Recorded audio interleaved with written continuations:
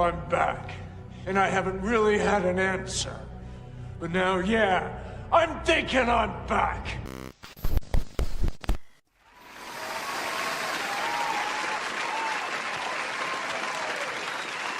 Let's go.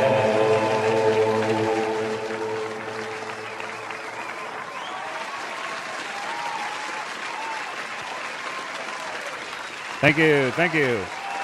Thank you very much. Take your seats, ladies and gents. The Peti Kish Hun Live is about to start. Well, it is starting, but it's about to start because we're going to get into these juicy topics today, guys. There's a lot to talk about. A lot. Trust me, there's a lot. Thank you, everyone, for coming. If you're lurking, watching, or just getting in there and start spamming everything in the chat, because I really would like it if you guys could like the stream, sub if you're new here, if you enjoy what you see on here. A lot of things on here about entertainment, pulp culture, gaming, movies, all sorts of nerdy stuff like that. We use common sense here. We use critical thinking, all that as well, you know. And we just look at and talk about things we enjoy, you know, kind of deal. If there's something that I enjoy, I'd like to talk about with you guys, you know. This is, you know, an area for everyone to hang out, chill, relax, and just, you know, talk about things that makes them passionate. If you're passionate about something, you know, put it out there, kind of deal. So that's what we do here, kind of deal. A lot of gaming stuff today, especially today. There's a lot of gaming tie-in movies today we're going to be talking about. There's a lot of those. It's just recently a bunch of things got announced, like yesterday and this week. So there's going to be a lot of quick topics, but there are also going to be some main topics here and there. I don't know if I'm going to do what I said last week, where I'm going to try to do what if the conversation is interesting and there's a lot of good things that I can say, or you know, we have together, I would like to clip it out and try to post it on here, so there's more videos to be, you know, pushed out. But if it's not that good, I won't. It's in between. I don't know. I like my videos. I have like a way I do my videos, and if I don't do my videos correctly, I have to do different routines. It's hard. Like, I'm not the best on the fly, as you can tell. I talk a lot in between. I try to get the conversation going, have stuff going. If I have more people on the air, then I let them talk, and then I talk, and then, you know, vice versa, kind of deal. That's what we do here when we do the live streams. But yeah, people can still see this in the VOD for the past live streams. You're going to be able to see this. Obviously, I'm going to give you timestamps for all you guys. It's a given. I do that on here. Anything else? Not much. I hope everyone has a good Friday today. If you're on your lunch break, if you're listening to this, I appreciate you guys. You guys are the real MVPs. You guys are the best. I thank you so much once again. For all the love. New videos out. We have a new DVD Ghostface kind of thing I just clipped together. It was in my backlog for a while, and I just clipped it out. So you guys can check it out. It's a little funny things that's like Ghostface would say. You know, we're getting closer to like the fall spooky season, you know, kind of deal. So I was like, okay, maybe I'll do that. Why not? Kind of deal. And yeah, there's a lot of other videos coming, I would say, but it's on and off for me right now. You know, it depends on what I'm interested in. Right now, I've been really into like Metal Gear Solid stuff, which we'll be talking about a little bit more Metal Gear on here, with Metal Gear Solid Delta Snake Eater. I just had a brain fart for a sec there, guys. Sorry.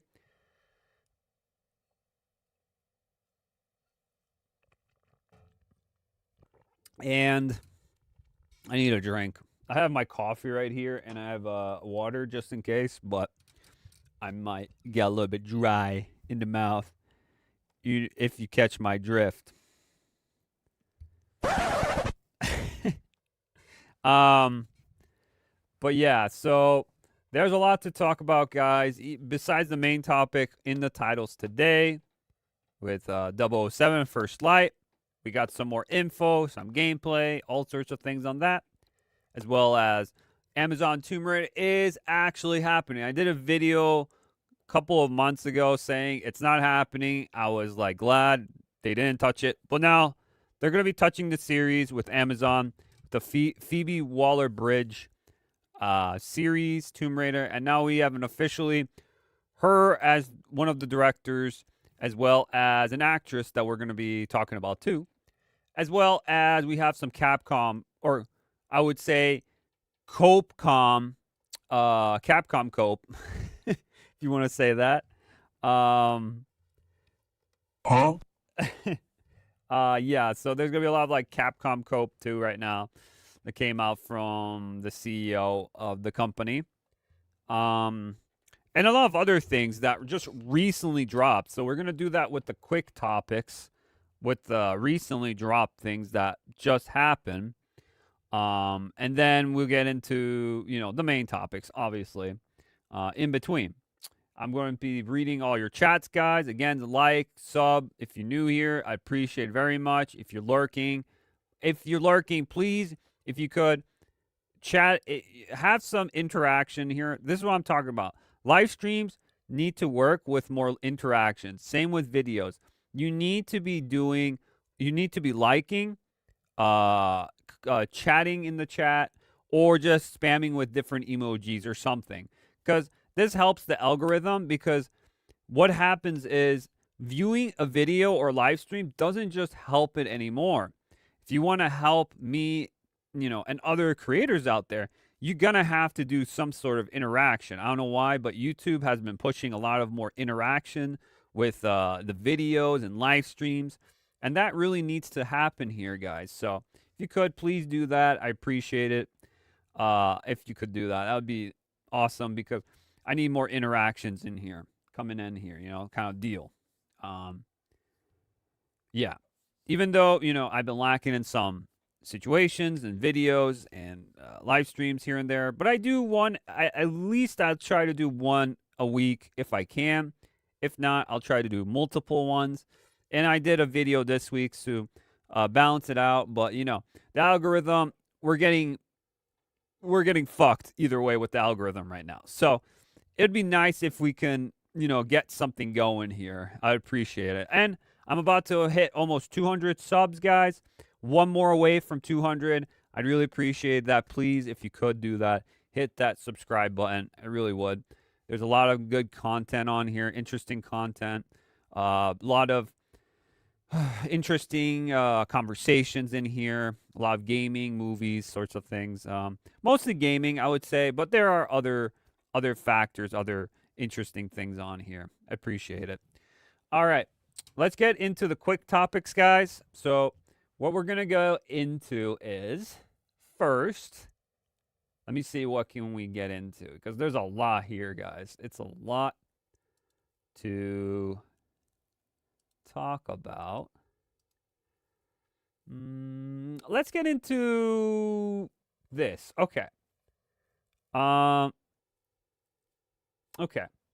So let me show you real quick. All right. So recently, Knight Silksong just came out. Like, I think it was yesterday, and it did crazy numbers. Knight Silksong takes Steam, Xbox, and eShop offline as downloads go live. So a massive quantity of people downloading this game is insane. So it did really well in general with downloads. And it did so well that it stopped a lot of gaming services, and they went offline because of this. So this game is doing gangbusters right now. It did so much. It is doing so crazy right now that here's another one. Knight Silksong beat Original's all-time peak player count in just 15 minutes. So the game already beat all-time count for Hollow Knight, this sequel or whatever it is. It was supposed to be originally a DLC, but they said it's going to be such a massive project that they just made it a separate game for Hollow Knight. And you could see there was a passionate fan base for this, because if we go into, let's see, SteamDB here, it's getting 87.48% right now, with in-game 559,224 players at the very moment. So right now, this afternoon on a Friday, there's this much people playing. If I refresh it real quick, let me see. If I refresh it real quick here, guys. What the? I don't know what's going on here, guys. Let me sub if you're here still. Okay, I refreshed it. And here we go. So we got 527 on here. Not much different. Still pretty high up for this game. And I think this is a game for like 20 bucks. So it's not like a full priced game. It's an indie game pretty much. And there's so much people hungry for it because Hollow Knight, if you look back at Hollow Knight, let me see Hollow Knight. Originally Hollow Knight. Let's see how that is right now. So Hollow Knight even increased too. So it increased a lot. All-time peak 2 days ago, 72,916. So Hollow Knight, because of the anticipation of Silksong, a lot of people were playing also Hollow Knight. So in between this, Hollow Knight, which is, I think, $15 right now on Steam, and Silksong's like 20 or something, if I'm correct.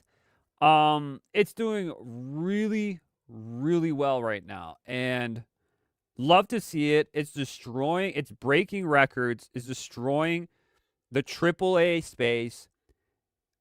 And a lot of these big budget games that it feels like the limitation of the art has disappeared, and a lot of these big budget games have lost its essence or what it actually is trying to make, like a good art, a good video game.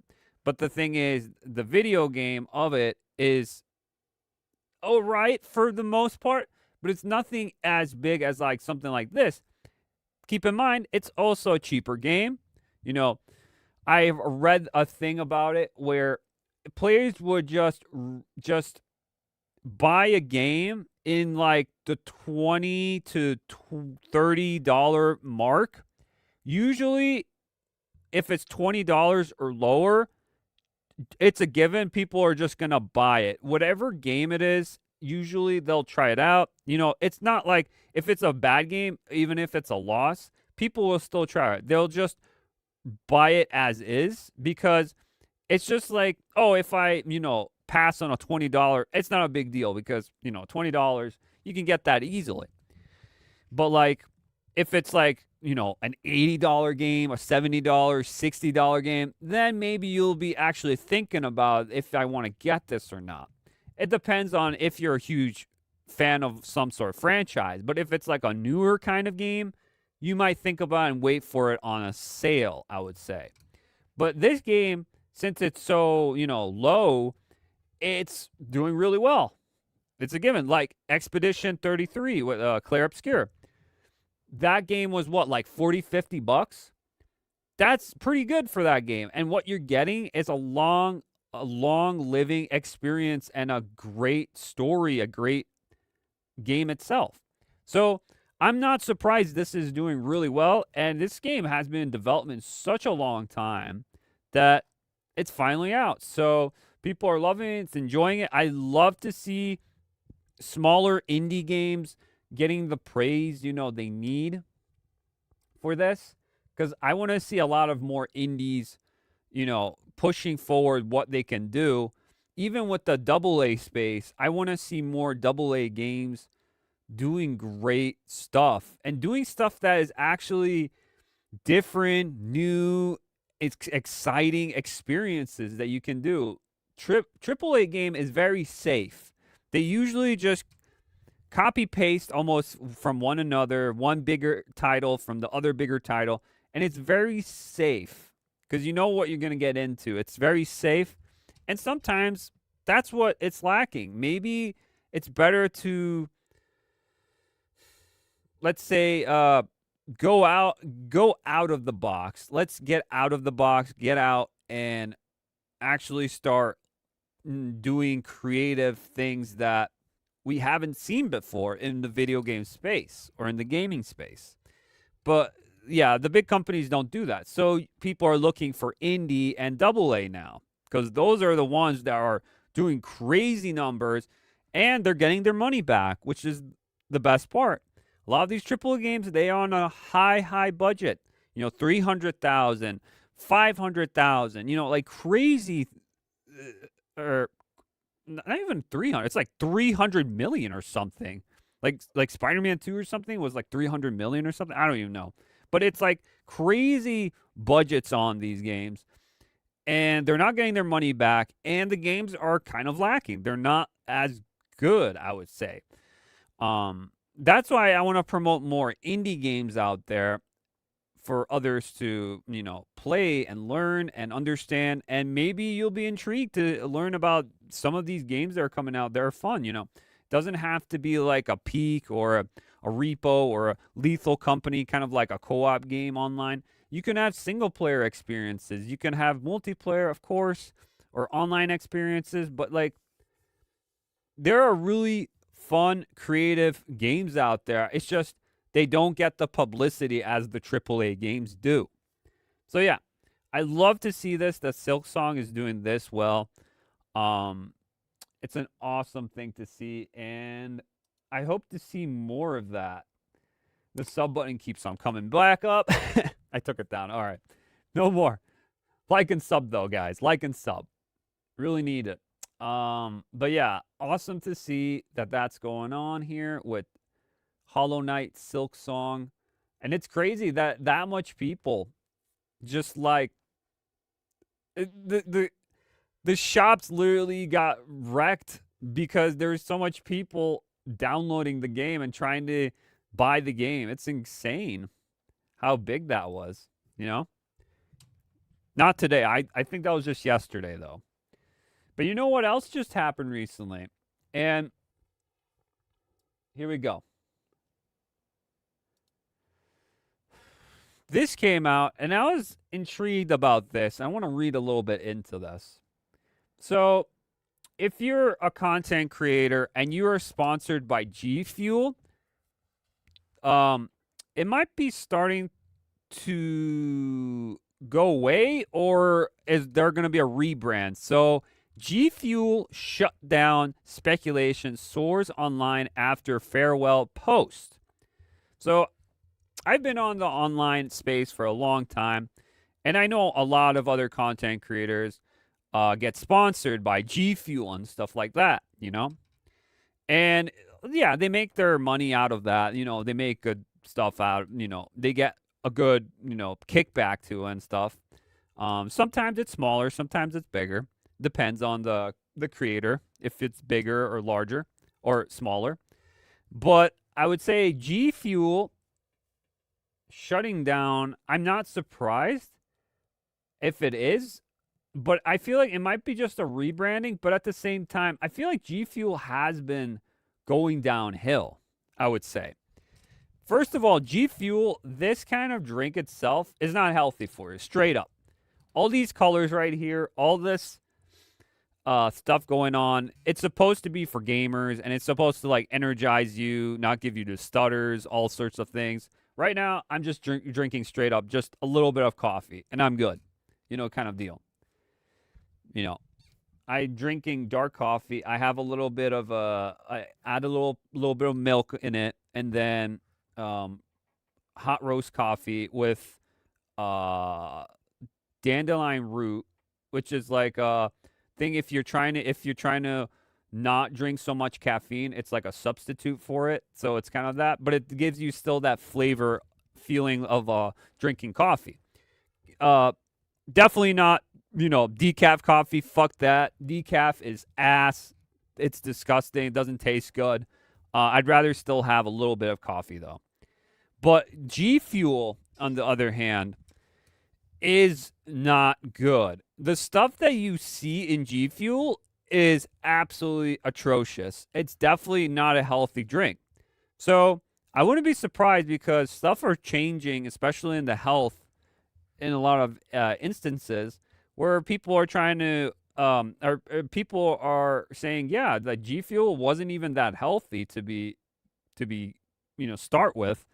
And maybe it's better if other content creators or they get different sponsorships to start, going a different direction, I would say, instead of G Fuel. But let's see what they posted. In G Fuel's rebranding, ? The following message on social media promoting many to believe the energy brand was facing imminent closure. After years of, and this is what they said, after years of sharing things up, fueling the grind, and rewriting the rules, it's the end of an era. We've had the honor of being there through the late nights, the big wins, the impossible comebacks, and the unforgettable moments that made G Fuel more than just energy. It's been an incredible journey being able to build alongside creators, gamers, streamers, and a community that became a family. Every tub cracked, every shaker raised, every memory made. We've felt the love every step of the way. So to everyone who's been a part of it, thank you. We love you. Logging out, G Fuel. Yeah, this sounds like a farewell letter, to be honest. Like, G Fuel is... I feel like G Fuel is done. I don't think this sounds like a rebranding at all. Like, then they would be like, oh, we're going to rebrand and do something about it. But this sounds like a farewell letter where, like, we're done. This company's done. And if that's the case, I would say if you're a content creator or a streamer or some sort of thing and you are promoting G Fuel at the moment, I would say probably find a different kind of sponsor right now besides G Fuel. Something that has actually have some sort of oomph to it that's actually natural. I feel like people are looking for more natural things. And I know a lot of people said that I know personally that had G Fuel, they said it's disgusting. Like, it tastes disgusting. It's not good. It's not healthy at all. So, yeah, it's like nothing better than these energy drinks. And it's chemically made, I would say, in the lab. So, would you want that? I don't know. I'd rather if I was someone and if I had a sponsorship, I would straight up do like some sort of kombucha company or something, because I feel like kombucha is really good in general. I don't know if other people like kombucha or not, but kombucha has good parts in it because it actually is like a nice soda. It's a nice boost drink, but it also helps if you had like a big meal. It helps with your digestion system too. It gives you, the nice fizz to it, nice bubbly taste to it. So why wouldn't you just have like a kombucha drink or something else? It's a better. I think that's a better push than this. And also maybe if it has less sugar, because this thing probably has tons of sugar. To be honest, that's what probably makes people go crazy, is because of the sugar intake. Because these sodas and drinks, I'm sorry, but they're not healthy for you. There's sodas that can be good and can be made that's good and has less sugar in it and has actually natural ingredients, not natural flavoring, but natural ingredients to it. This could work. I've just checked the G Fuel site, and not only can you complete purchases, but you can arrange pre-orders for upcoming releases. That doesn't sound like a brand about to close down to me, which is true. So why even write this letter on social media, on X or whatever? So that is interesting. G Fuel first emerged in 2012. Wow, it's been that long. Holy shit. That's crazy. Holy shit. That's been that long? That's insane. But yeah. Who knows? What do you guys think about this? Do you think G Fuel is closing down, or do you think they're rebranding, or was this just a troll? I don't know. But I feel like G Fuel, I don't know, G Fuel needs to change their outlook. I feel like they have to change some of their ingredients or something in there to make it actually feel authentic and good and more natural than these chemical things that are made in the lab kind of deal. Because I don't think G Fuel is the way to go with that. Just saying. All right. Done with G Fuel. That's my take about G Fuel. All right. What we got here next? All right. So we got some Metal Gear news, guys. Metal Gear Solid. So if you've been playing the Metal Gear Solid Delta Snake Eater like I have, I'm having a blast with it. I'm having really fun with it. So much nostalgia, so much fun. There's a lot of things I remember being the same. You know, there are probably a couple of things that have been censored, I would say, but it doesn't really affect the game that much for me personally, not that much. But here we go. So we got another one here with Metal Gear Solid Delta Snake Eater sold over 1 million copies in 2 days. Holy shit. That's wonderful to hear. That's awesome to hear. I'd love to see this. It's awesome. Metal Gear Solid, 1 million copies, August 28th, 2012. The remake players have been waiting for years, has finally been released, and the fans have been showing it with all the love they can. The game has released on August 26th. And 1 million units sold may have increased by now. Okay. So I guess there's a new update as well coming out. Probably fixing some bugs. The feedback. Here we go. And yeah. So yeah, this did really good. Let's check out on SteamDB how it's doing with Metal Gear. I'm kind of interested. Oh, there's some new games here too that we're going to check out real quick. And I'm interested in these other games too. Where's the Snake Eater? Okay, so it's okay for a Friday afternoon. 6,593. This is good. Pretty decent reviews. 80.95%. And 19,634 all peak. Not too bad, guys. Not too bad.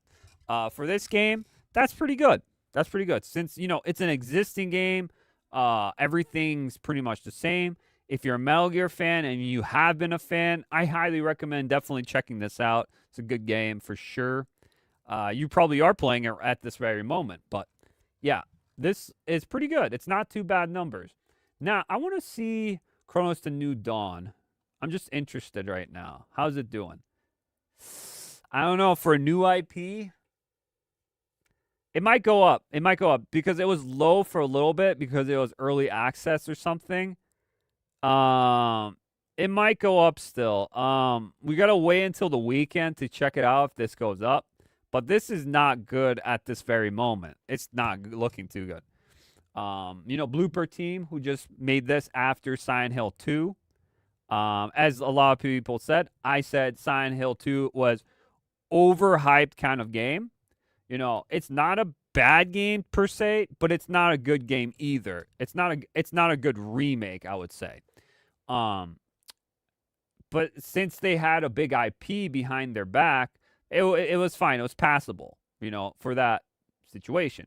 Now, Blooper has their skills, and we're going to see if this IP, because the trailers I saw about this game, this Chronos game, it looked pretty interesting. Like, I was actually intrigued. Chronos The New Dawn, it looked interesting.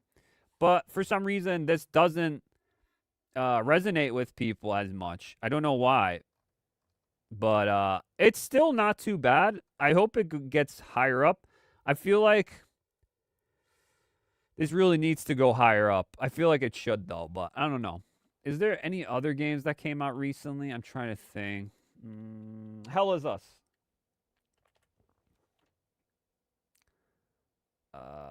Let me see. Let me go into here. Isn't that a new game, Hell is Us or something? Let me see. Hell is Us. Let's see how that's doing. Ooh, that's not good either. Kronos is doing better than Hell is Us. Ooh, and this is a new IP too. Yikes. I don't know. This might still go up. Again, weekends coming up. More people are going to start playing. We'll see about that. Ah, shit. I don't know. Silksong's wrecking the house right now. I'm just saying Hollow Knight's crazy at the moment. I don't know what other game just recently came out. Yeah. But yeah, I just wanted to check that out. But Metal Gear is doing really well. Where was I? Yeah, Metal Gear Solid. Doing really well. So 1 million copies. I think this is, on PlayStation, Xbox, and on PC total. So yeah, good for them. But we also got more Metal Gear news here, guys. As Hideo Kojima, my bad, hints that Metal Gear Solid 5, The Phantom Pain, was unfinished. Bruh. Huh? We know that this game was unfinished. We played this. It's been, what, like 10 years or something? The Phantom Pain was unfinished masterpiece. Yes, it was an unfinished game. You could tell the ending was rushed at the very end. And that's just how it is. It's probably the game that is really good. And gameplay-wise, it's probably the best Metal Gear, to be honest. Story, kind of lacking. Could be good. It could have been good here and there. It's okay.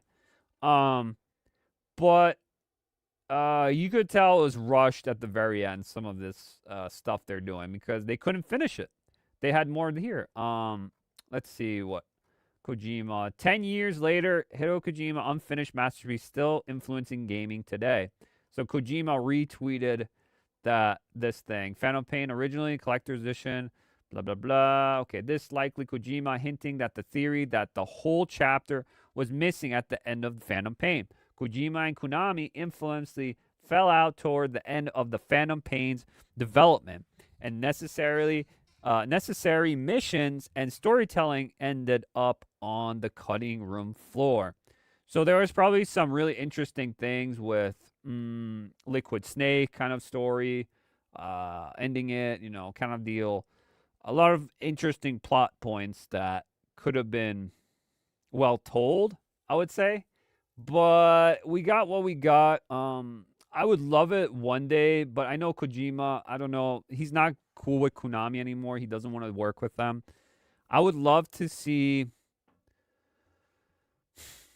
like all the cut content that is there. I would love to, even if it was like a $10 kind of deal, even if they priced it like a cut content kind of deal added to Phantom Pain, and they brought it back and redid it in some sort of way. I don't know if they would. Maybe if they remake this game again, which it really doesn't need a remake, but if they did remake this, I would love to see the cut content back in there in some way. But Kojima is not in the lead anymore. So, yeah, this sucks. I just wish we got a complete game. I just wish Metal Gear was finished with this game. I just wish it did. But fortunately, it wasn't. And it's sad to see because this series is one of my favorites of all time. And I just wish it actually got like what it deserved at the very end, It finished off the whole story arc, But yeah. The good and the bad with Metal Gear. There you go. Okay. Next quick topic. We got here Resident Evil movies tone is more in line with Resident Evil 4, says director. Okay, so he's saying that this game is in the tone of Resident Evil 4. So it's going to be action and it's going to be horror, pretty much. Zach Kreger recently interviewed Adaptation. When discussing the approach, Kreger explained that the upcoming movie is true to the experience of the games. The journey the audience would have as a viewer in the movie is similar to a player of these games. Okay. Where we follow one protagonist from a point A to point B as they just descend deeper and deeper and deeper into the hell. Kreger embarrassed that he has played thousands and thousands of hours of Resident Evil, which has made him well versed in the franchise. Pacing. He understands that it is inherently cinematic, and this is really pumped about the story. They are building in the world. The Resident Evil movie features an original story and is very much in line with Kreger's sensibility and his sense of tone. Moreover, it is just a much bigger scale from weapons and certainly barbarian. Kreger adds that fans of Resident Evil movie franchise might not be prepared for what he has planned, but fans of the games are probably going to be stoked. Okay, so he's saying people that watch the Resident Evil movies, this is not going to be a movie that's for you. This is going to be more in line with feeling like the games. So if you're looking for this, a Mila Jovovich kind of movie out of Resident Evil, you're not getting that. You're getting a more, I would say, a driven story, from what he said, point A to point B, what he's doing here and what he's accomplishing. And then in between, he's going through all the crazy shit that's going on, with the zombies and stuff. So, it's going to be inspired by the game. So I like that he's saying that. I've been critical with Zach Kreger about this movie and what he can bring to the table. I've been very skeptical and observant of what's going on.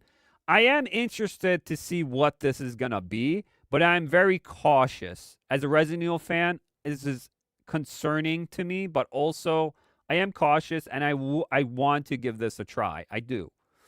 The upcoming Resident Evil movie is more closely tied to the world of the games. The director said, blah, blah, blah. Okay, so yeah, it's closer to the games. So it's going to be being shot in Prague, and shooting begins mid-October. Okay. So they're doing it now, in mid-October, and it's going to be in Prague. Okay. I don't know why in Prague, but okay. Expected to wrap up in January 2026. Okay. Interesting enough. So yeah, Resident Evil is still happening. The next one. I've heard really good things about Weapons, the movie Weapons. I have to give it a try and check it out myself. I never watched also Barbarian. I heard also that was pretty good. But yeah, I feel like he could do it, but I don't know how the reception will be since it's like its own story in the world of Resident Evil kind of deal. So I don't know. He says he hasn't watched the Mila Jovovich movies, but Mila Jovovich movies took a lot of different aspects of Resident Evil and made it its own, and it also added characters from the games in it that maybe shouldn't have been there, or should be there. I don't know. It was just convoluted in general. But yeah, that is with Resident Evil. Let's continue. Okay, what we got here? More movie talk, movie gaming talk. Here we go, guys. So we got Steven Spielberg was interested in directing a Call of Duty movie, it's claimed. So the rumors right now, it's not even a rumor, I think it's official now, that we're going to be getting a Call of Duty movie, which I am like, Hey, yo, what the fuck? why and what? So why are they doing this? Don't know. And what is it going to be about? Is it going to be stories about with the games, kind of stories with between them? What era of Call of Duty? What time? And is it going to be its own thing? Is it just going to be using the Call of Duty name itself? It has nothing to do with Call of Duty. Don't know, because that's what Hollywood would do, I would say. But what did Steven Spielberg want to do with this? The details about Spielberg wanting to direct a Call of Duty movie through Puck's latest, according to 3 of their sources, Steven Spielberg really wanted to direct the COD movie, and his Ablin teamed with Universal dealmaker Jimmy Horowitz to present the filmmaker's vision for one of the world's biggest gaming franchises. This report adds that Spielberg is famously a big gamer. Yeah, didn't he do Ready Player One kind of thing with the VR headset? He did the VR headset with Ready Player One. I remember that. Yeah, I remember that. Yeah, he probably is a gamer. I just don't see him being a gamer, but he could be. I'm not saying he's not. He could be. And as a special love for the Call of Duty franchise, however, when bringing Spielberg on, Activision would have abide by his rules, which includes top of the market economics, final cut, and the full control over production and marketing, which that's what Activision probably didn't want. Spielberg would have had all the things that he can control, and Activision didn't want that. They wanted to control what's in the movie, too. That's what I'm guessing. These requirements spooked Activision, and they opt for David Aslaw's pitch instead, as they provided them with more control over the movie. And there we go.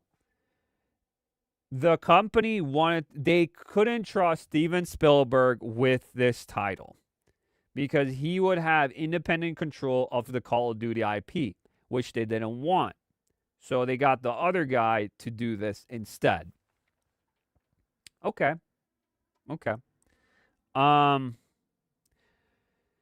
Doesn't mean it could have been bad. I'm just saying it doesn't mean that. But I feel like Steven Spielberg used to be good. I don't think his recent movies are as memorable as his older movies.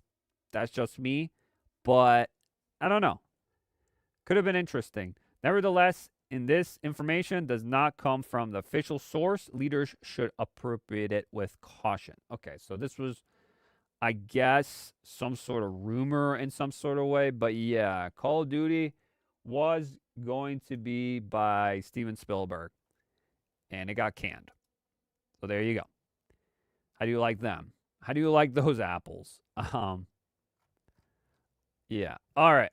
Next one here, guys. We got some bad news. Next topic. Civilization 7 developer fires.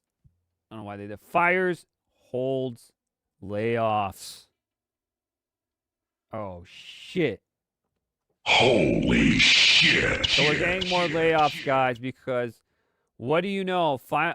Sid Meier's Civilization 7 was not a good game. What I heard about this game is it had problems in general with the UI. It was built on consoles, not on PC, and that's what the problem was mostly about. Here we go. Civilization 7 developer Frex is holding layoffs. Multiple employees at the studio have taken to social media to announce that they were being let go from the company. These let go from the company included writers Emma Kidwitz, producer Maya H. Led characters, artist, and more. So yeah, what did 2K say about the layoffs? In a statement, we can't confirm there was a staff reduction today at Firex Games as the studio restructures and optimize its development process for abilities, collaborations, and creativity. So yeah, they got fired. Like straight up. This is just corporate talk. We're changing stuff around. Inside Gaming reached out for more clarification how many people have imported from layoffs. Recently, Take-Two Interactive, blah, blah, blah. So yeah, they've messed up. This should have been first built on PC and then console. And the whole UI was all trash.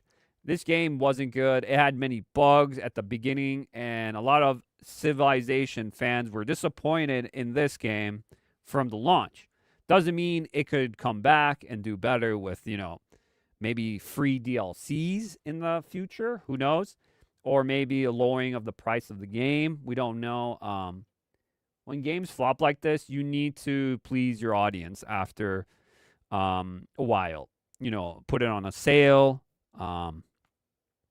Give countries and characters and stuff that people want. Listen to your fan base. Maybe they don't like the UI. Maybe they don't like the new leader of America kind of deal because they had a problem with that. I know people were talking about that as well, kind of issues. It's a lot of just people not listening to their fan base and just doing whatever they wanted to do. And that's what happened. You don't have to, I know people are saying, oh, you're going to have to listen to your fan base all the time then. No. You can take some critique for sure because you can filter some things out. If people say they want this and it's unrealistic, they're like, okay, that's not going to happen. But if there's just oh, can you tweak this because there's problems with the UI, it needs a whole revamp, it's not good, or something about this game is not looking good, there's bugs here. Yeah, you can take that for consideration for sure. And you can look into the problem and try to fix it, kind of issue. That is fine. But just normal criticism. Not saying anything big or something at all. But you need to at least listen to your fan base. If you just ignore it completely, that's when you're going to have problems in the future. Especially these bigger companies that think they're bigger, they're better than their own customer base. And that's kind of yo, what are we doing here? What are we doing here? Seriously. About that, That's not how it's going. No! That's not how it's supposed to go. But yeah. That's not the way to go with this kind of situation. All right, guys. I'm going into the next topics here. Let me see. More quick topics here. Let me see what's going on here. What do we got?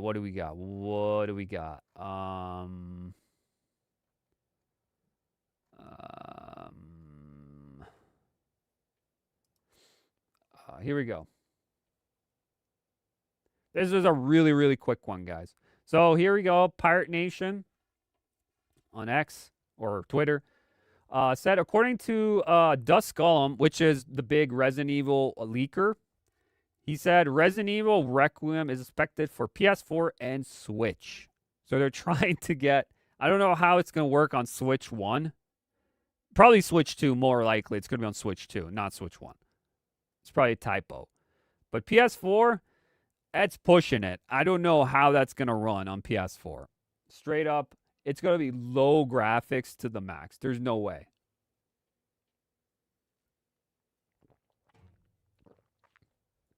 There's no way. No way that's going to be like that. No way. Hey, yo, what the fuck? Holy That's not going to work out. shit. That's not going to work out. Nope. But, yeah. That was a quick one, guys, for that one. Keep going with the quick ones here, guys. Let's go. More quickies. Here we go. This is by Sheena. A new PS5 digital edition will be released next week. So, PlayStation fans, if you have a PS5 and you, or if you are trying to get a PS5, well, and you have to be in Europe, I think. This is only Europe. Storage reduced from 1 terabyte to 825 gigabytes. So they're decreasing the space. My bad. Sorry, guys. The SSD space for it, they're lowering it down. League price is $49.99 or 49 or 499. Is that pounds? I think, I don't know. So I don't know how that much it is. It's probably cheaper in their country. So for only confirmed for EU, not worldwide, the console exists to avoid further price increase. So a lot of stuff has increased, which I think is fake. I can't think of the word right now. I just lost my train of thought. Fake inflation. I think there's a lot of fake inflation going on where everything is increasing in price and like the dollar is not as strong as it used to be. And everything else is also affected around the world. And I think there's a lot of fake inflation trying to be happening. I think this is my personal thing. I think it's actually happening where, yeah, people are saying, oh, stuff is inflating. Yeah. But like nothing is going up in general with pay in jobs, especially in, a lot of labor jobs and stuff. A lot of the pay is still not increased, and there's still a lot of income that is just not getting given to the people, and everything's going up. It's like, then why isn't the pay for people going up? Kind of deal, It's stupid. I think these companies are just doing whatever that they feel like. These companies talk to each other. Sony, Nintendo, Microsoft, Xbox, all these companies, they like to talk to one another. All these do. And they're all trying to push for bigger prices and bigger budgets. When in real life, they need to be lowering a lot of things because, people are not making as much as they used to anymore. Yeah, some people are lucky enough to make a lot of, more money, obviously. But majority of people are not making as much as they used to. A lot of jobs are slowing down. A lot of jobs are, a lot of companies are closing down. A lot of businesses are closing down. A lot of things are doing in, and everything's going up. And then we're not even talking about taxes in general. It's like, okay, so what is going on here? So they're like, okay, let's just make a smaller quantity brand for this, like this thing. And I think it's digital too. It's not like a physical one with the CD in it either. So, okay, I guess it's good. I guess, but how much of a difference is it really by lowering the SSD space? I don't understand, how much of a leap that is, but whatever. I guess, kind of deal. But I feel like there's a lot of shit going down that people are not talking on, just accepting. Oh, it's inflation. This stuff happens. Like, I don't know about that, guys. I don't know. I'm just questioning it. I'm just questioning about it because I feel like there's a lot of companies are just trying to squeeze out the smallest quantity as possible out of people. And people are finding different ways to go beyond it, I would say, trying different aspects of it. But yeah, that's pretty much it for that. Okay, next topic, guys. This just came out yesterday. So this is a newer topic, I would say, but it's a quick one. It's not going to be that quick because I'm kind of interested in this one. So I'm on Insider Gaming, and they have this article here, and it says Street Fighter film sets October 2026 release date. So we finally have a release date for the movie. And this is going to be insane because we haven't had a Street Fighter movie since like the 90s. Well, if you want to count Legend of Chun-Li, which that movie is horrendous. I'm not saying the 90s one is good either. It's very campy, which I think this movie will be too. But we finally got the release date. So it's coming out next year in October. The upcoming Street Fighter movie, official release date, October 2026. Originally being distributed by Legendary, the live-action adaptation of the iconic Capcom fighting series. It's coming to theaters soon. In the past few months, the cast has slowly been revealed, with Warriors Andrew Koji as the recruits, Noah Centino as leads Ryu and Ken. The assembly in quit finding of the franchise, from rapper 50 Cent as Balrog to wrestling Cody Rhodes as Guile. I think still not my pick, but okay. Fans are excited to see it come to life. Fortunately, as filming continues, the movie now has a new distributed as well as the official theater date. So here it is. Let me click on this real quick, guys. So this is Wario64, and he posted this on X. Let's see. It's loading in. Okay. Loading in. And then Street Fighter film now releasing October 16th, 2026 under Paramount. Okay. So what is this? Logan, so this is what the story is, I think, by Hollywood Reporter. Hollywood Reporter says, set in 1993. Oh, sick. 1993. Let's go. We're going back to the 90s. Let's fucking go, guys. That's awesome. Let's go. Arranged Street Fighter Ryu, the actor, and Ken Masters, the actor, are thrown back into combat when the mysterious Chun-Li by, who is that? Kalina Lang, recruits them for the next World Warrior tournament. A brutal clash of fist, fate, and fury. But behind this battle royale lies a deadly conspiracy that forces them to face off against each other and the demons of their past. And if they don't, it's game over. God damn. Holy shit. All right. This premise of just by itself feels like what a Street Fighter movie would be.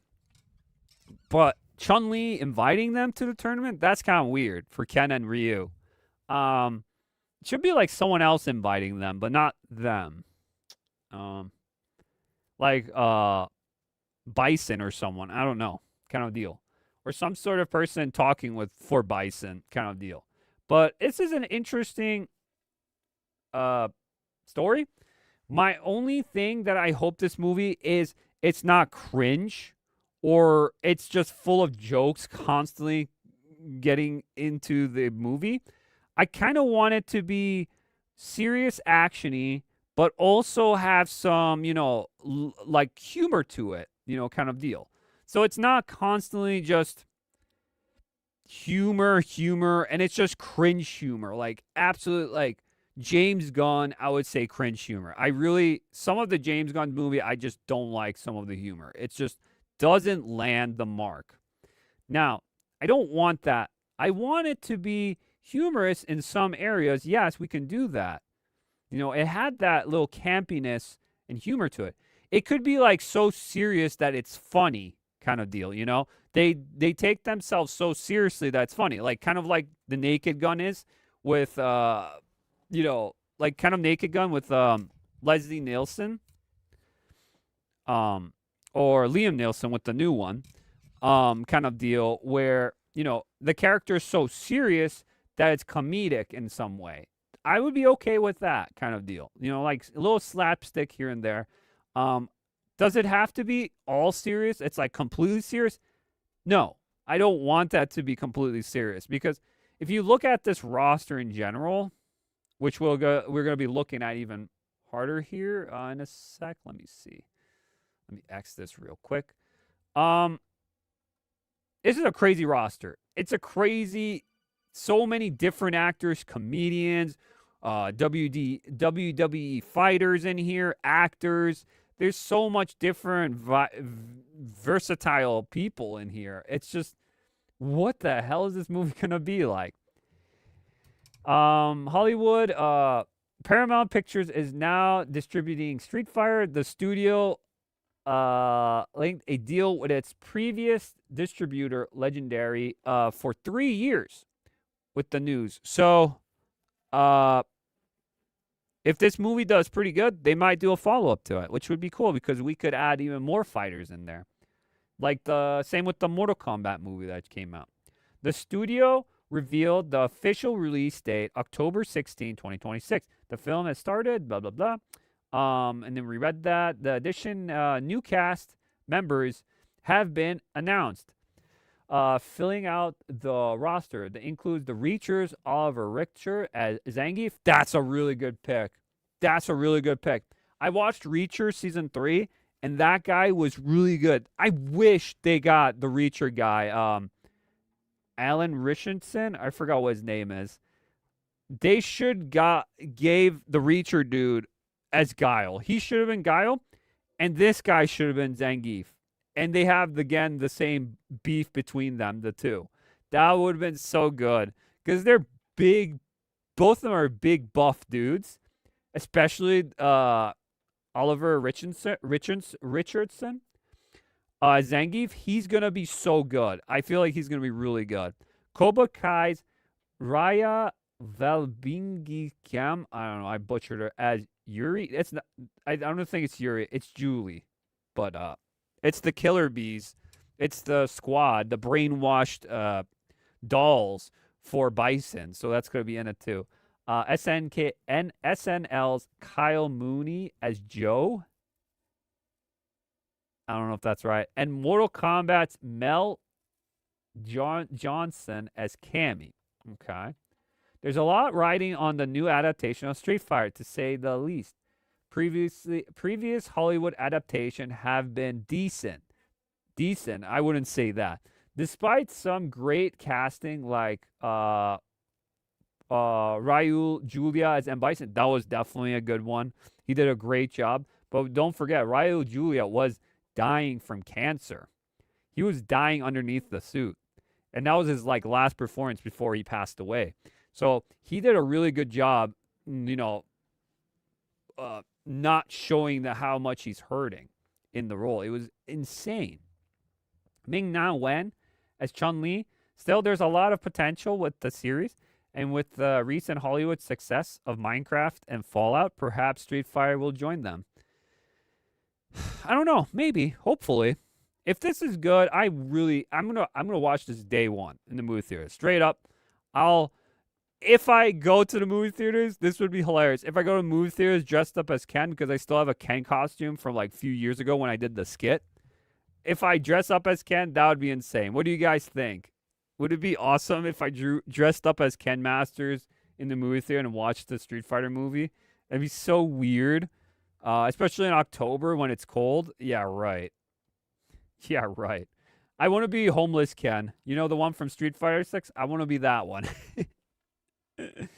That would be crazy. God.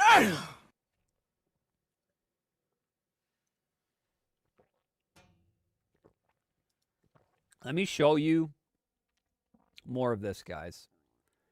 Because my voice is going. So here is the actors. I'll show you guys right here. Here we go. Street Fighter movie cast officially revealed. So they're going with the Street Fighter 2 World Warriors kind of deal. Let's see who they got. Cody Rhodes as Guile. Again, it should have been the Reacher guy, straight up. For real. I think it should have been the Reacher dude. I don't know who this is. Colleen Lang, Chun-Li. Yeah, she looks like she could fit the part.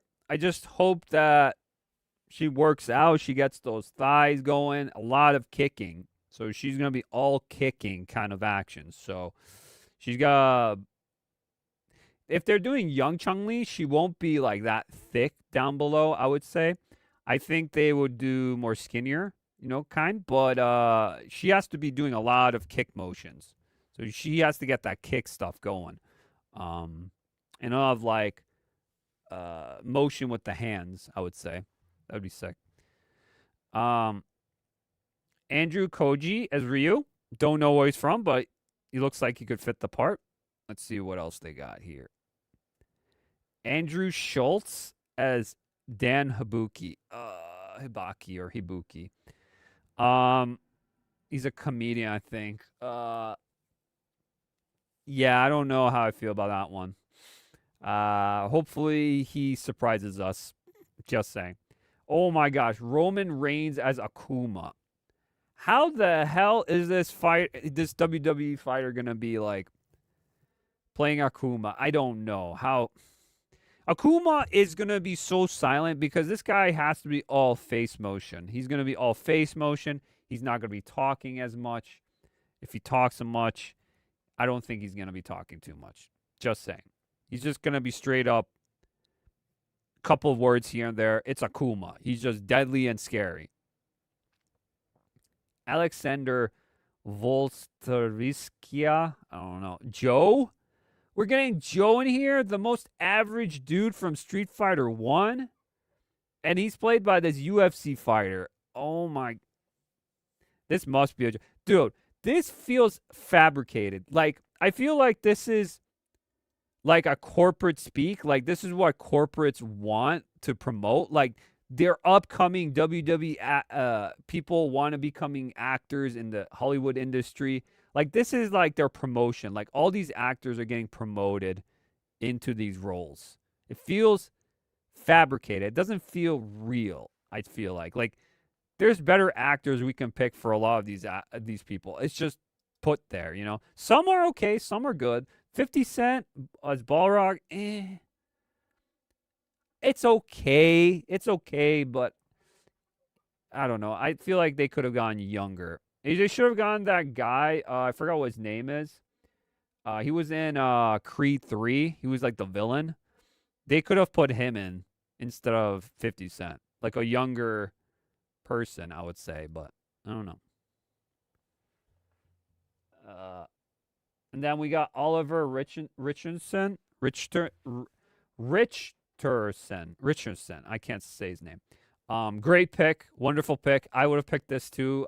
If you guys check my cast, I have a Street Fighter live action show, like a series that would work. I picked him for one of them too. So he's a good pick. Rakugato. I think this is a good pick too. I think he's like a fighter too in real life. So he's E Honda. I think that's okay. Vinner Jamalk. I don't know who this is, but he feels like a younger Indian or Indian than Dalsim. Dalsim always felt a little bit older. Like he was more of a wise, older guy. But they're making him younger. So I don't know. It is pretty interesting. Ryan Valekremian Julie. They made her more tanner, okay, than what she's here, but could work. Could work. It could work. Make all the dolls more attractive. I could see that. And they're like super badass and their mind controls by Bison. I could see that. That could work out. Orvivio Pic Vega. I think this is like a Spanish something singer or something. And he wears a mask all the time, so he just got the role. It's like, what the heck? He has a mask and a cowboy hat. Yeah, it's weird. Noah Santino. He looks like he picked the role. I don't know if he's going to be Ken, like feel like Ken in some way. But I heard this guy, he's going to be doing a Rambo prequel, and he's going to play as Rambo. That's what I heard. So hopefully he does a good job with Ken, because Ken's my favorite. He's my main in Street Fighter. And I hope they do a good job with him, make him like that, badass,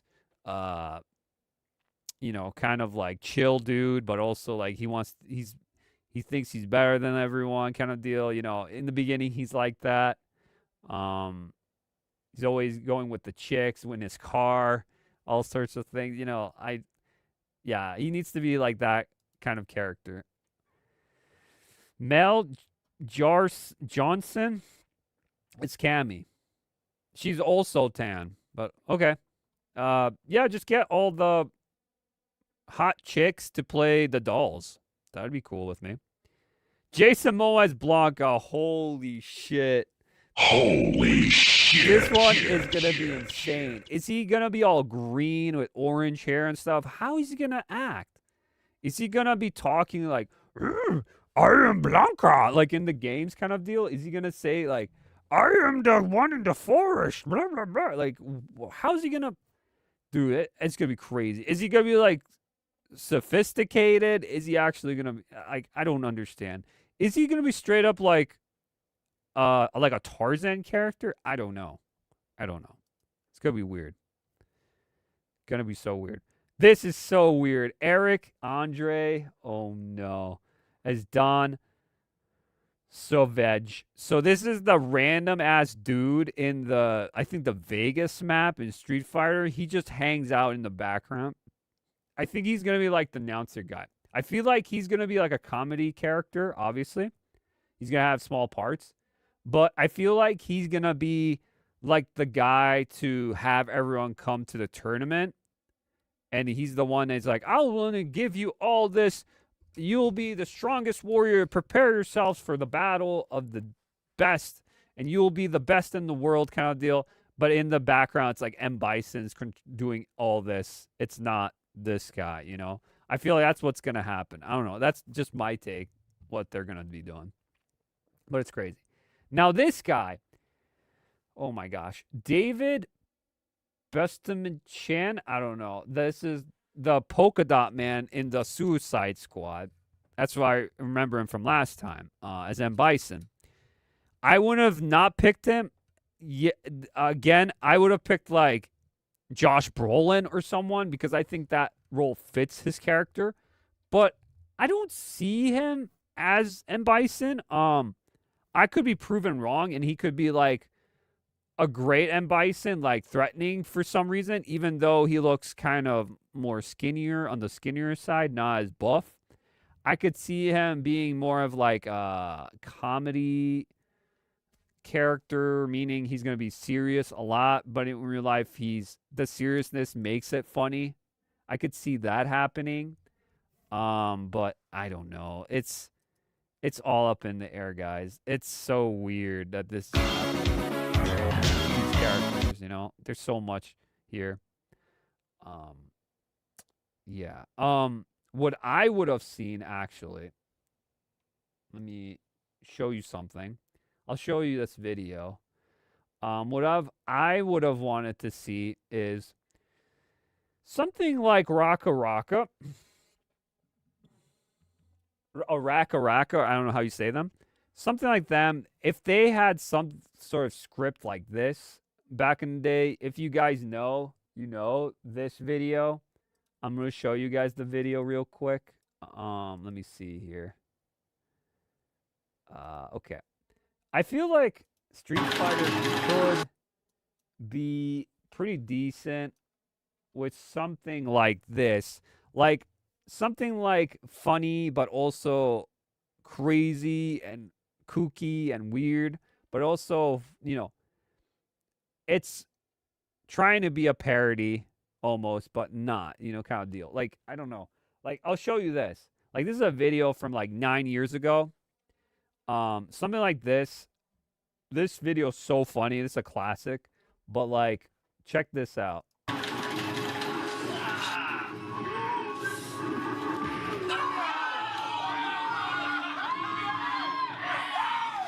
Told you you'd lose, bitch.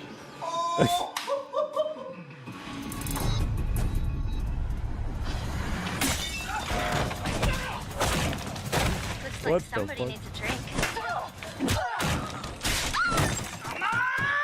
Yo, they couldn't do this today. There's no way you could do this today, dude. No way. This is so funny. So good. Can I buy you a drink?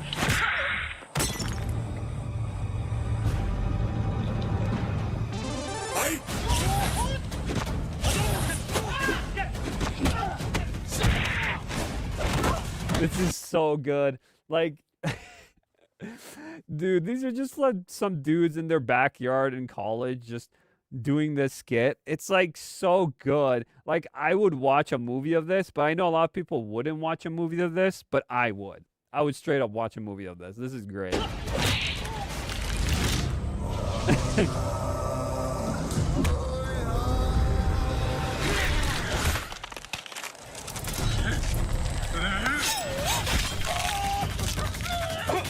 Yeah.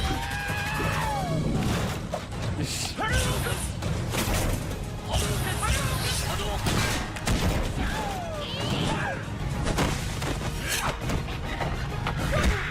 my god, we took all the planes! You're not calling anybody!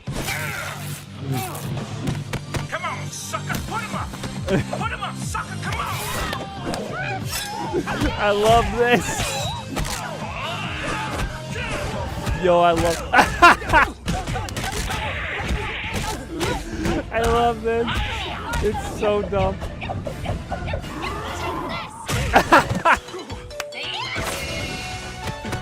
It's kind of like what I said, like Naked Gun, like slapstick comedy. I think that would be so funny with this. Like, this is what I want Street Fighter movie to be.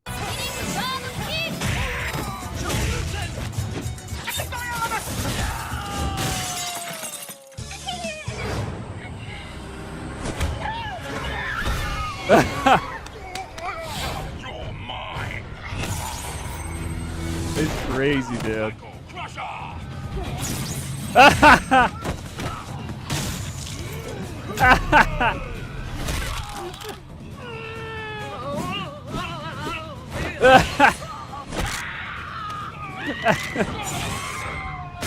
Dude, I love this.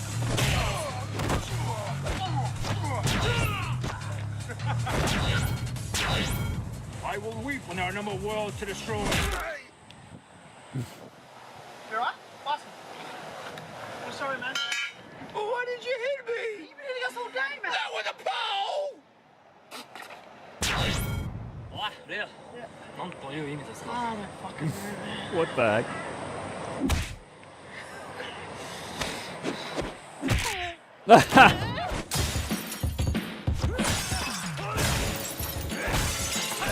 It's so good.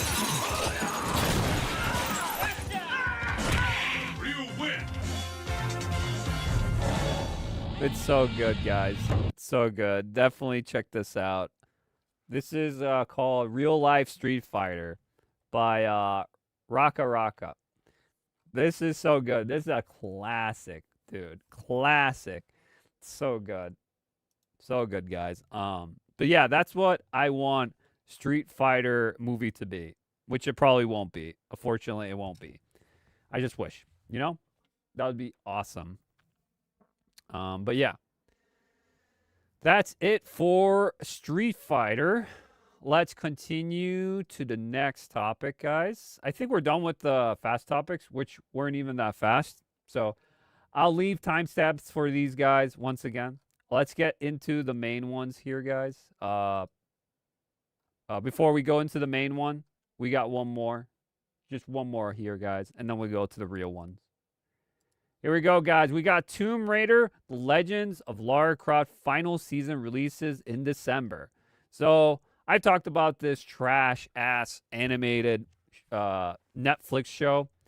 This is not Tomb Raider, straight up. This is not Tomb Raider, but we're getting this since it got renewed for a second season, which it did horribly if you look at the reviews for this show. Netflix gives pretty much 2 or 3 seasons, and then that's it. They give you 2 seasons, and that's it. So this show got 2 seasons, and they're finishing already with the second season, which my surprise is I'm not surprised. And this is going to be trash. Haley Atwell as Lara Croft is a great voice for her, as well as I think it would have been if she was younger, Haley Atwell could have been Lara Croft easily if there was a live action, if she's younger. She's older now, but yeah. This is premiering on Netflix December 11th. If you're interested, you can check it out. Let's read what it's about. When adventurer Lara Croft, voiced by Haley Atwell, discovers a trail of a stolen African Orisha mask, she joins forces with her best friend Sam to retrieve the precious artifact. Lara's thrilling new adventure takes her around the globe as she deceives deeper into the hidden secrets of Orisha's history, dodging the mercenaries as a dangerous and ignorant billionaire who wants to mask for herself. While discovering these relics containing dark secrets and a power to defies logic, power that may in fact be divine. So they're doing what modern Tomb Raider is about with Lara Croft is she's going to be trying to grab these artifacts, not for her sport, not for her pleasure of, the risk. She gets the adrenaline from doing these and getting these artifacts, and she takes it for herself. She's an anti-hero. Well, she's going to give it back to the appropriate people that have this artifact kind of deal. And she's going to take down the one that wants it for herself, which, in general, the bad guy is literally Lara Croft. She does everything for sport, and she does everything for herself. That's what her whole premise is as Lara Croft. She's that in the originals. This new Lara Croft doesn't do that. She gets the artifacts, brings it back to whatever indigenous tribe or wherever it's from in the world, and brings it back to their culture kind of deal. When in real life, she's a tomb raider. It's literally in it called tomb raiding. She's taking it for herself and raiding these tombs and, do what she wants with them. But apparently she doesn't do that now. So they're finishing off with this, the Legend Tomb Raider series from Reboot Tomb Raider, Rise Tomb Raider, and Shadow Tomb Raider, and then that movie or that series, and now the second season of this series. So they're finishing it off. There, it's done. No more of this Legend series. And I'm happy to say I'm done with this. I want to go back to OG Lara Croft. I really just want to go back to short shorts, tank top, adventure, climbing mountains, going on motorcycles, freaking being a badass, being like charismatic, sometimes doing what she can to do what she wants to, or grab what she wants, or do what she wants, kind of deal. Taking advantage of it and grabbing all this stuff and doing what she wants to do, doing what's right for her, which that's her personality in Tomb Raider. She does everything for herself, kind of deal. But they're trying to empathize with Lara Croft, which you don't really need to because this character is an anti-hero. Yeah, she will do stuff if she needs to, but she will grab the treasure. She will grab whatever artifact it is and take it for herself, take it back to her own place. So people forget that. They do. All right, since we talked about Tomb Raider, let's even talk about this Tomb Raider casting.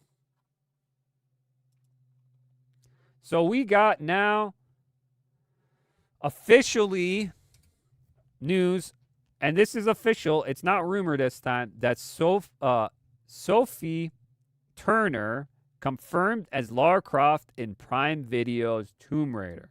So we got Sophie Turner, as you know, her as roles as Sansa Stark in Game of Thrones, or as Jean Grey in X-Men. She is now the new Tomb Raider, the new Lara Croft. Holy shit. Is it bad? Yes. Is it better than we thought? No. Not the best pick, to be honest, for Lara Croft.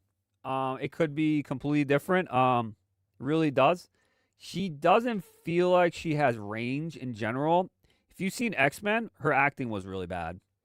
In Game of Thrones, it was fine. It was fine because there's so much actors, and it's not just she's the center point. She is the center point in this movie or this show. She's gonna be the center point all through. It's Lara Croft. You're gonna have to have some charisma here. You're gonna need to have that. If you don't have that charisma, this is gonna be a failure. Not just that though. Not just that. Let's read this. Prime Video's Tomb Raider series was finally confirmed. It's Lara Croft, Game of Thrones, Sophie Turner. Even more so, the show now has a new co-showrunner and a shooting date of 2026. The live-action adaptation of the iconic Tomb Raider series has been in the works at Prime Video since last year, bringing on Phoebe Waller-Bridge as creator writer and executive producer. The show would continue as Fallout's smashing success. Still, can't have Tomb Raider without Lara Croft. And luckily, we've got a good one. Oh, I don't think we have a good one. So she's gonna be Lara Croft, Phoebe Waller-Bridge, which ruined James Bond's at the very end. If you know, you know, with Daniel Craig. Horrible. No Time to Die or whatever it's called. Horrible. She wrote that part. And she was in also Indiana Jones 5, Dial of Diarrhea. She was in that too, and she ruined that too. So a lot of stuff that she's been hasn't done so good. Let's just say. Service as creator, writer, executive producer, and co-showrunner. Jonathan Van Vulcan as a director and executive producer, Chad Munch. So I think there's people who worked on Agatha all along. What is it? I forgot what other shows. But yeah, they've also wrote on that, and it's not so good. I am thrilled beyond measures to be playing Lara Croft, Turner said to Variety. She's such an iconic character who means a much to so many, and I am giving everything I've got. There's massive shoes to fill, following in the steps of Angelina Jolie and Alicia Vikander. She was good too. Angelina Jolie is probably the best one, to be honest. The look-wise, everything kind of fit. Alicia was okay, but she wasn't my favorite. With their powerhouse performances, but with Phoebe at the helm, we and Laura are all in very safe hands.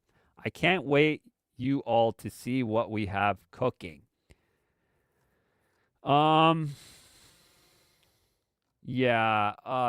This movie or this TV series is gonna be trash as much as the Netflix animated one is. It's going to be so trash because Phoebe Waller-Bridge is going to make Lara Croft a full-blown, like, feminist, easily a feminist, unlikable character. No one's going to like her. She's not going to have that much personality, I feel like. My gut feeling says this is going to be trash. And even when I made my videos a while back, I said I was so glad that they're not making this show. Now they're making this show, and I think it's coming. She's 29. All right, I didn't know that. I think they're rolling it in January. Yeah, January. I think they're doing it in January, so they're gonna be filming it in January. So not so good, I would say. Not so good. Tomb Raider is in... This franchise has been in the shit show for such a long time. I feel bad. Like, I love Lara Croft, like Tomb Raider. I used to play them back in the day on the PS1. I love those. And the remasters were just even better than I remembered. I really love the remasters of this, but like the essence of Tomb Raider Lara Croft has been gone. We don't have what Tomb Raider used to be. It's like trying to be like, so, they're making Lara Croft like a hero figure when she's not. She's not. Same with Nathan Drake. Nathan Drake's not a hero figure. He's literally a thief.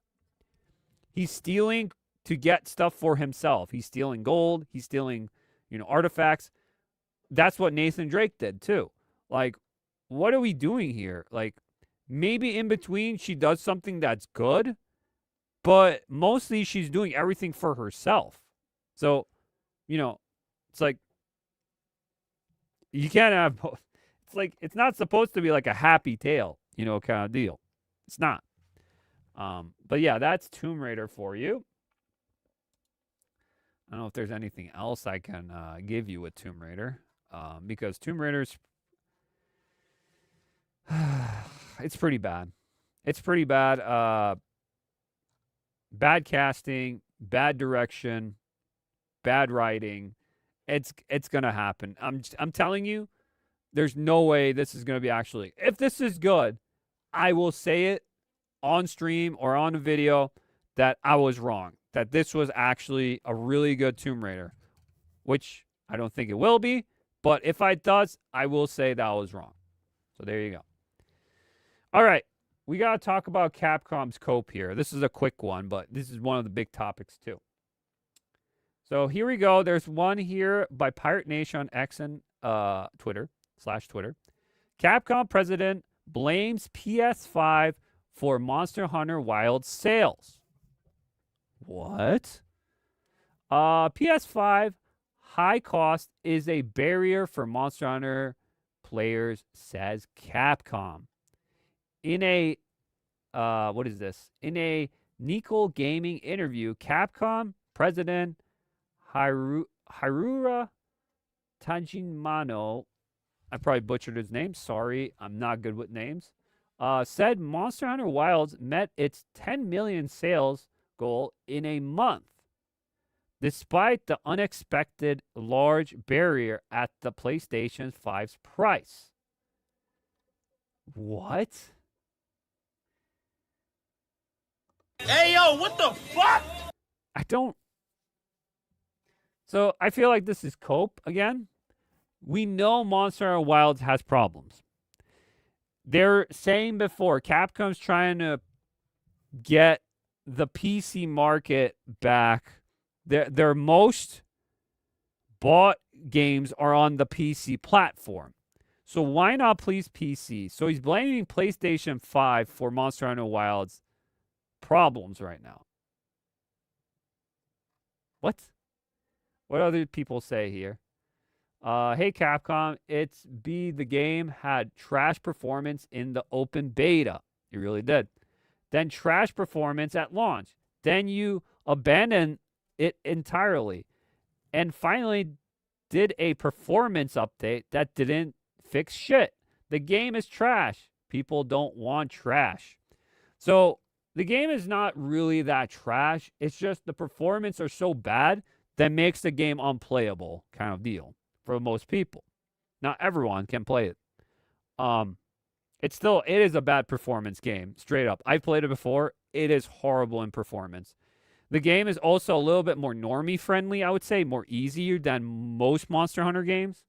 You could tell they brought a lot of people in. So that's also a thing. And people are going back to playing Monster Hunter World more. And maybe Rise, but mostly World.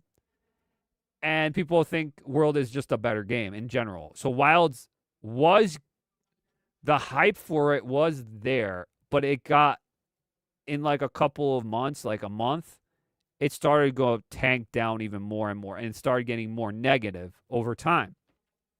Which is fine. Because that's what happens after a while, I love shitting on PS5 as much as the next guy, but you are out of your mind if you think that consoles has anything to do with that game's failure. Yeah, it's not PS5's failure of why Monster Hunter started acting on bad. It's the performance. It's the performance.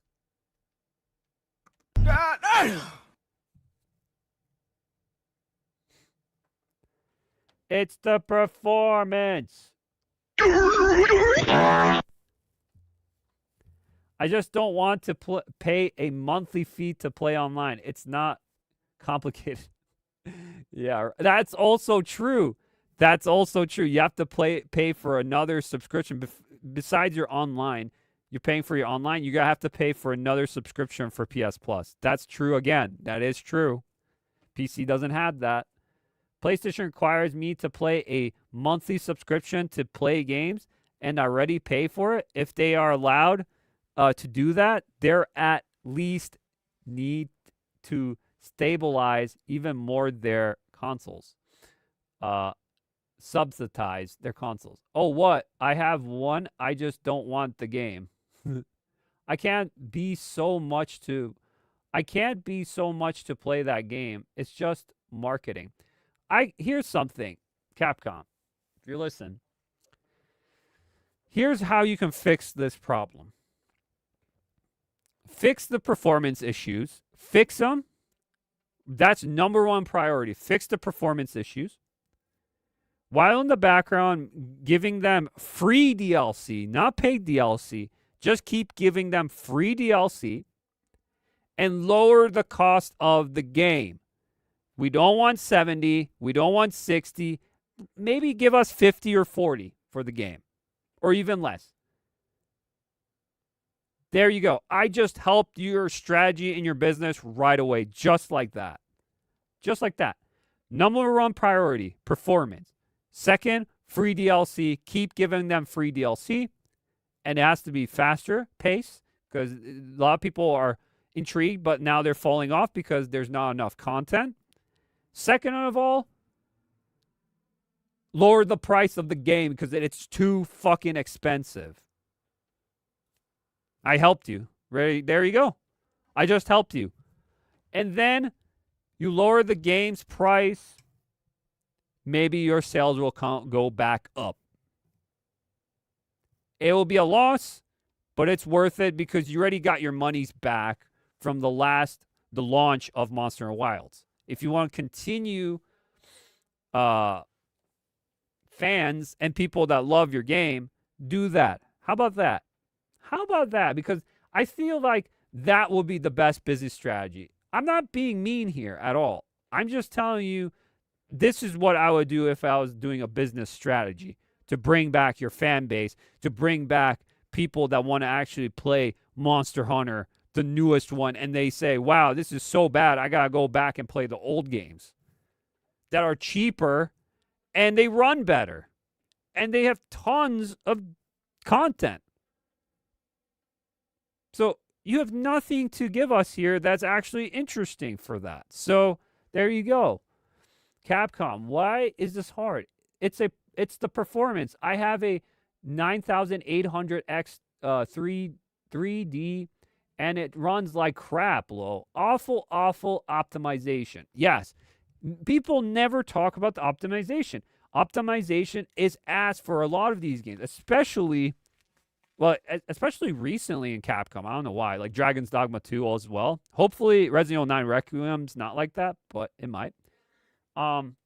Even for Metal Gear Delta, there's problems in performance. Since it's Unreal Engine 5. We talked about Unreal Engine 5 on this channel before. It's crap with optimization. Yes, graphically, it's appealing. It has good graphics. It looks good. But it's horrible in performance. It's horrible for consoles and for PC. So something's wrong with Unreal Engine 5. And people need to fix on it to see how to optimize it. It's horrible. The optimization is the problem for this gen of gaming. It's not the graphics. It's the performance is always trash. It's always trash. Straight up. So yeah, Capcom right now is just not looking at the main problem right now. They're just blaming PlayStation or PS5s now. When PS5 has nothing to do with this problem.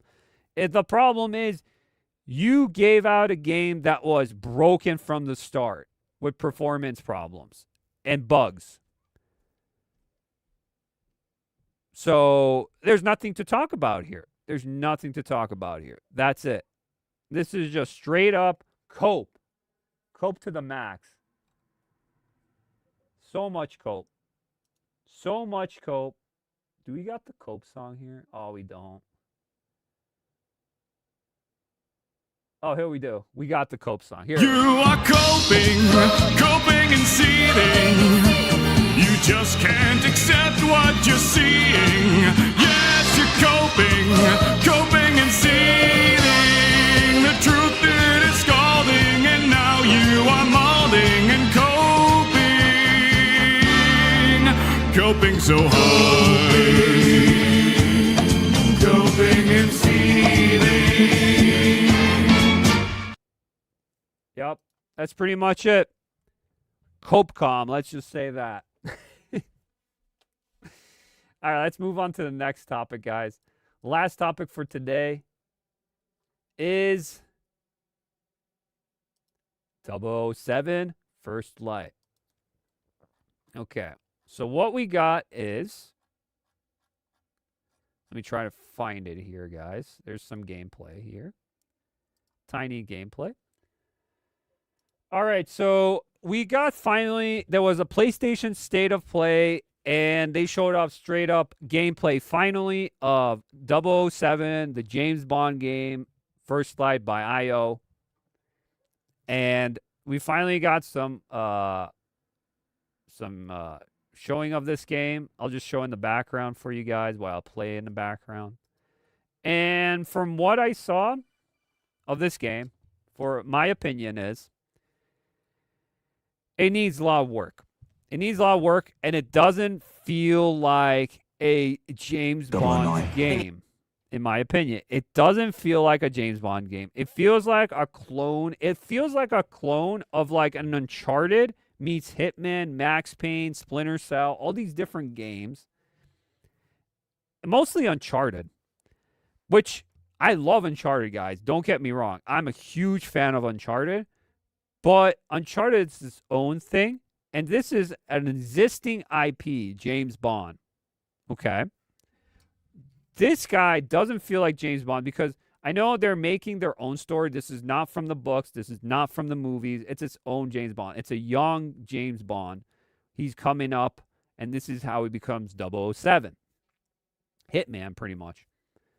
And everything I'm seeing about this game, just the character himself, he's too young. He doesn't feel rugged. I don't know. For some reason, I don't feel like this is a James Bond story that really needs to be told. I feel like I just want to be James Bonds from the start, like a story about James Bonds, like an in-betweener, like in the books or some sort of thing. Yeah, there's some cool stuff in here and there. Performance-wise, it's absolutely trash.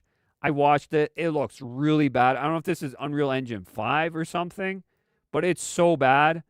It's definitely a Hitman clone and Uncharted. Straight up. Those are the two I see in this. And if you didn't even see this game for a James Bond, I wouldn't have known if this is a James Bond game, straight up. I thought this would be just a generic action game. If you told me this is a James Bond game without me knowing, I would have never known. Excuse me. I would have never known this was a James Bond game. At all. At all. I don't see him in the tuxedo. I don't see him being suave. I don't see the pretty ladies he always gets on his team. You know, the Bond girls. I don't see any of that. I see the action here and there, which James Bond has action, but he's not this action-packed. Like, this is like Uncharted levels, Michael Bay stuff, you know, action. But everything I saw didn't feel like James Bond. This character doesn't feel like James Bond. And people would argue, yeah, it doesn't because it's him starting up and becoming James Bond. We saw that with Daniel Craig. We saw that in the movies. And look up how that ended up. Those movies weren't that good. Besides Casino Royale, I really liked. And Skyfall was all right.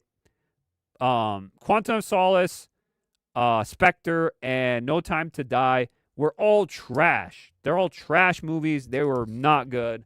Sorry, I didn't like those movies. They were boring. They're not as good. No Time to Die had some good parts, but it was so trash. Like, it demasculated James Bond so much. It pissed me off.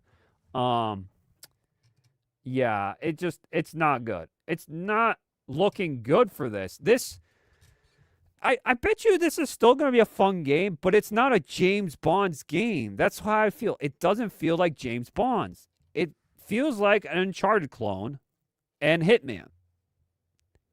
It's like if you told me this was Uncharted 5, a prequel to Nathan Drake's story, and this was Nathan Drake, I'd be straight up believe you. Like, straight up, I would think this is Uncharted. Straight up. You know what this also reminds me of? They had these games back in, like, PS3 era and Xbox 360. It was like the Jason Bourne games. It kind of reminds me of that, like an action, generic action, kind of looks like a movie action game. It kind of reminds me of that. But Uncharted was, like, the one to start that. But it was its own thing, and people loved it, not because it was pretty fun. It had great characters in it. That's probably one of them. And it had interesting writing and storytelling. It was good. This seems very generic, very normie friendly, I would say. It doesn't have that oomph to it. When I saw it, I was like, yeah, it has potential. It looks all right. You know, it reminded me of Uncharted a lot. And Hitman. But I didn't feel anything for it. I was like, I saw this gameplay, and I was like, eh. And a lot of, like, the NPCs were kind of dumb looking. I don't know. I wasn't digging it fully. You know, I wasn't believing all the BS of this game. And we got some more pictures here. Meet some of the incredible cast that are bringing 007 First Light to life. So we got James Bond himself. Doesn't look like James. He just feels. He doesn't feel. He needs more masculine features, I feel like. He just feels like a boy kind of type. I know James Bond, as a character, he feels very masculine. Like, he always felt more tough, masculine, you know, doesn't feel like an alpha male kind of character, charming. He has a charming personality. Not saying the voice actor is good, but I feel like this character, how he looks, the voice doesn't match this character. That's just my opinion, though. But he just looks like a younger Nathan Drake, which I don't want. And then we got M. Yeah, I'm not digging, like, the characters, Greenway, like, how they look. Moneypenny, don't even get me started, Moneypenny. I don't know. What's this? Q looks actually fine. Q looks okay. He looks the most normal. Miss Roth, is this the Bond girl? I don't know. This might be the Bond girl. Yup. No! Yup. The disappointment. Yup.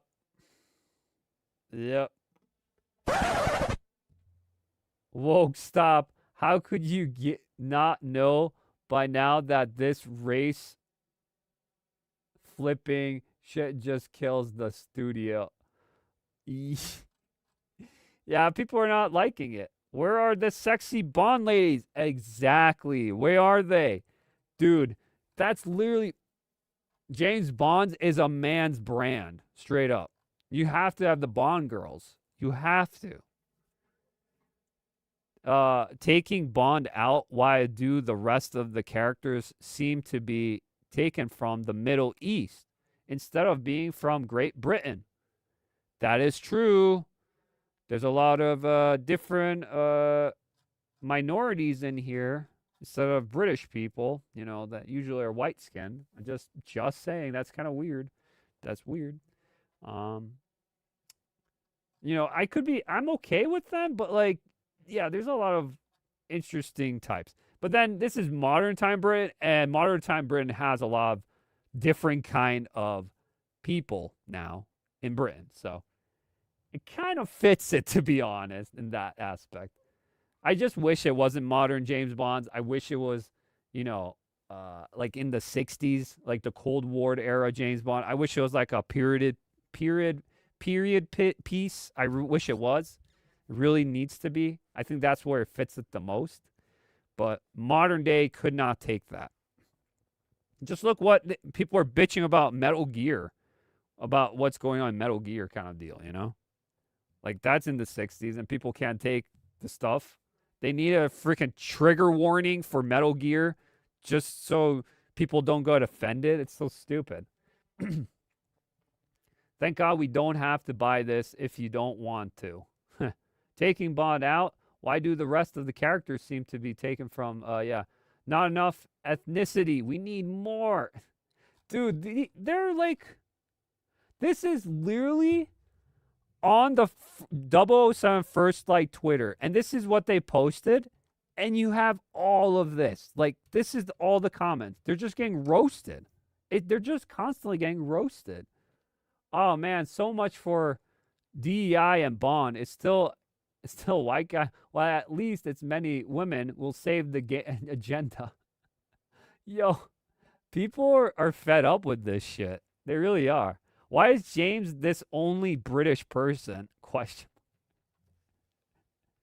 Hey, yo, what the fuck? Oh, my God. Dude, they're getting roasted. Where are all the English people? Pass. Why is Bond the only English one? Wow, this is crazy, dude. That's crazy. We want Turkish subtitles, please. Bond always featured beautiful women. That's missing here. Yup. Glad I saw this. It saved me.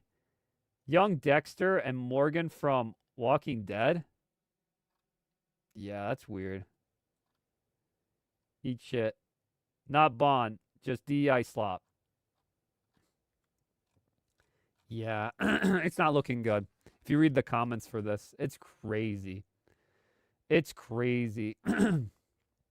Well, you know what's also crazy? Not this.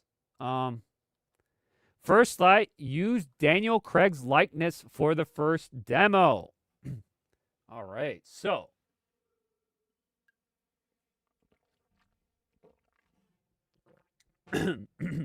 they're inspired by Daniel Craig. Not surprised. Which is probably my least favorite Bond, to be honest. It's my least favorite Bond. 007 First Light developers have just confirmed that they used Daniel Craig's head on Agent 47 to pitch the game. Holy shit. 007. I feel like that's all we need to know. That's all we need to know about this. 007 First Light received the first gameplay yesterday, exclusive state of play event. IO CEO confirmed during an interview with IGN that Daniel Craig's head was placed on Agent 47 and put into the world of assassination when they demoed 007's First Light. We actually did put Daniel Craig in there, and they modeled his head and placed it instead of Agent 47. This was done for demo purposes only, to provide an impression or they're living beneath specs, meaning the IO game. The mistake was putting Daniel Craig's face over the Agent 47. I would have done a Sean Connery one, or a Pierce Brosnan one. In my opinion, that's just me. Embark adds that players who are familiar with at a level called ciphers in the virtues of the canvas underneath, anything else, revealed that this was the first time they had worked on something other than an original world and the characters, and it was essential for IOI Entertainment